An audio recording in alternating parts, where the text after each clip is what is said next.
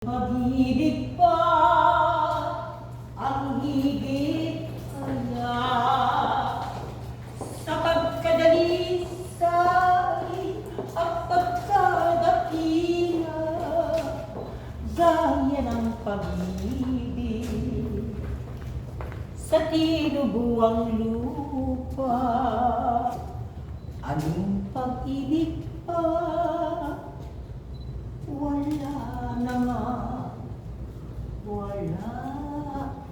Aning pag-ibig pa ang higit kaya sa pagkadakrisay at pagkadakila, gaya ng pag-ibig sa tinubuang lupa.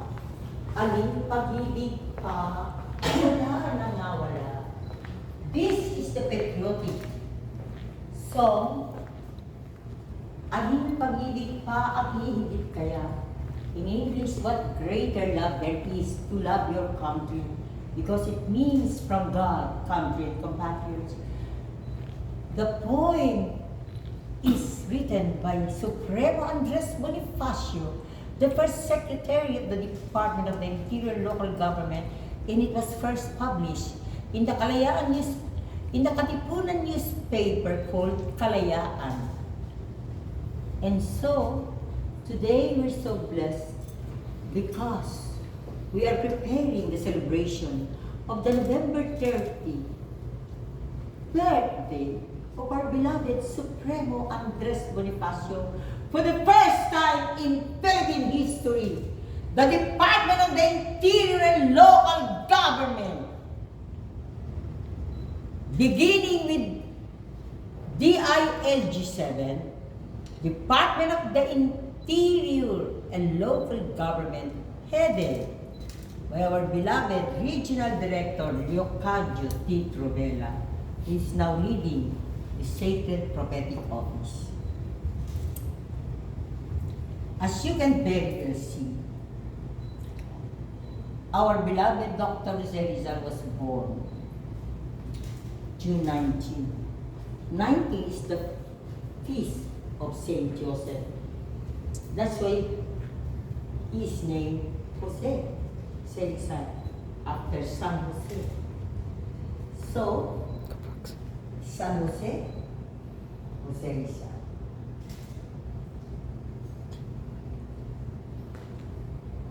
The ceremonial objects we have here, first is the Katipunan Covenant Cave. Because in 1895, April Holy Week, 1895, I proclaim all over the world that the Philippines is the only country that is marked by a pilgrimage covenant for freedom with honor and holiness. And it was done on a Good Friday. The Good Friday in the Katipunan Covenant Cave. Because, as the document says, when Supremo Andres Bonifacio and 8 other Katipuneros made their pilgrimage Katipunan Covenant in Rodriguez Rizal Katipunan Covenant Cave, Mount Pamitilan, the document says, led by Supremo Andres Bonifacio, the Katipuneros envisioned, understood that on that Good Friday, when they made their covenant with God, country, and compatriots, sacrifices they will have to make on that Good Friday of 1895 to ensure the resurrection of the Filipino race from greed, corruption, and oppression. So, my dear compatriots all over the world, rejoice. Today, October 22, 2024, I was awakened this morning, I had a dream that we had a ceremony headed by our dear Regional Director, Leocadio T. Trubella. Our Saint Pope John Paul II is very grateful to the Department of the Interior and Local Government, Region 7, for having a sacred prophetic space like this. In one event, I marked this place as a sacred space that will show the way to every Philippine local government of what is desired by our ancestors, saints, and heroes. So today, when we go to the part 2 of our pilgrimage covenant ceremony, you will understand how the ancestors, saints, and heroes are guiding our blessed Philippines. So every Filipino can realize what Saint Teresa of the Child Jesus has been saying. Every Filipino as a crown of grace. Every Filipino as a saint and hero and saint. So, I'm honored and blessed that I'm now here. And when I wrote just some days ago to our good regional director that it is the wish of Saint Pope John Paul II to celebrate his feast day here, so that the province of Cebu will be proclaimed and experienced by pilgrims all over the world as the province of ancestors, saints, and heroes. Take note, 500 years of Christianity and Pedro Calungsod as the youth martyr. So, when we will proceed to the part 2 of the focus, because it is not by accident, but it is really divine will, divine grace, divine intervention, divine providence, that we are all gathered here as the members of the DILG 7, Region 7. And you have here the Knights of Rizal. I know God knows all your initiatives, all your undertakings. And so the nation and the world are deeply grateful to you, because what you have done will be followed by every Philippine local government.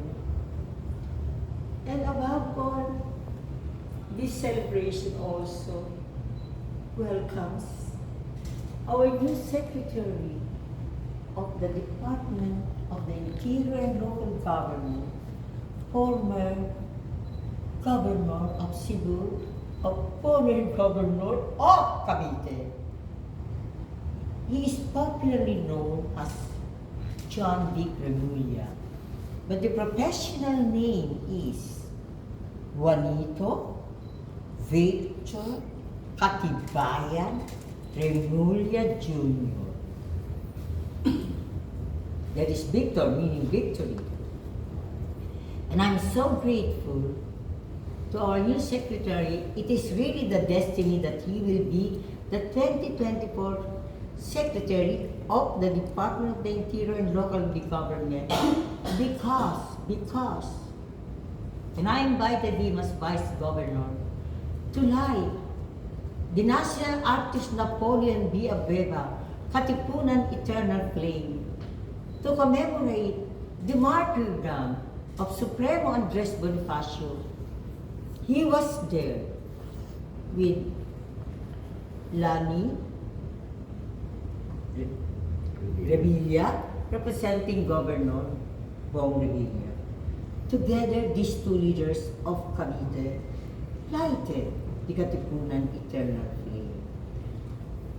And as I said, it's divine providence that we have a new secretary from Cavite province. Because the leadership of Governor John Vic Remulla will mark the sacred prophetic unity of Dr. Jose Rizal as the father of the nation. Supremo Andres Bonifacius, the father of the Philippine Revolution, and President Emilio Aguinaldo as the first president of the Philippine Republic.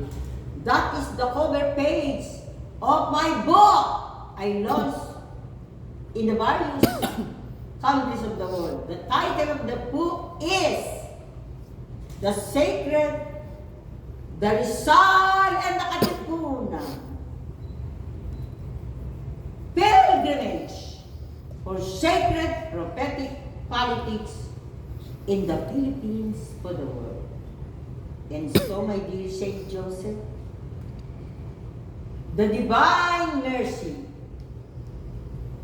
since we are celebrating now the glorious feast of Saint Pope John Paul II, it is Pope John Paul II who canonized Faustina, Sister Faustina, who received the revelations of the Divine Mercy.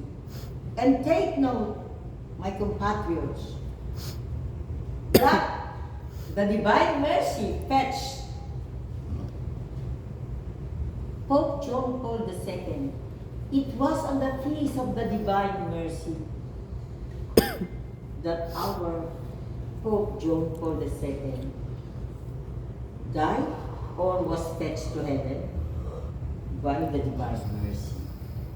And above all, in 1995, when in my dream, January 2, 1995, my dream, on the birthday of Saint Teresa of the Child Jesus, I dreamt of the Katipunan Covenant Cave, that cave, for a modern nation.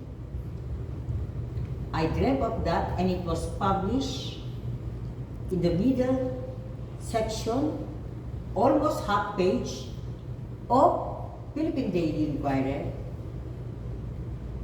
Take note. The three sketches that are there in that article I wrote. The letter of my publication was entitled Signs of January 1995, because three events mark 1995. Number one, the visit of Pope John Paul II for World Youth Day, 1995, January, came here. And the second is the centennial of the Katipunan Covenant Cave. And the last, the midterm 1995 national and local elections. And take note, this is 2024, as we are about to welcome the 2025 sacred prophetic midterm national and local elections. So with that, my compatriots all over the world, the divine will, divine grace, divine intervention, and divine providence will prevail. No amount of obstacles, no amount of doubt, ridicule, persecution, no amount of division and wounds in the Philippine history will prevail, because it is the God's merciful love of history and prophecy that will reign, and the kingdom of heaven on earth will be experienced by every pilgrim that will come to the Philippines for the world.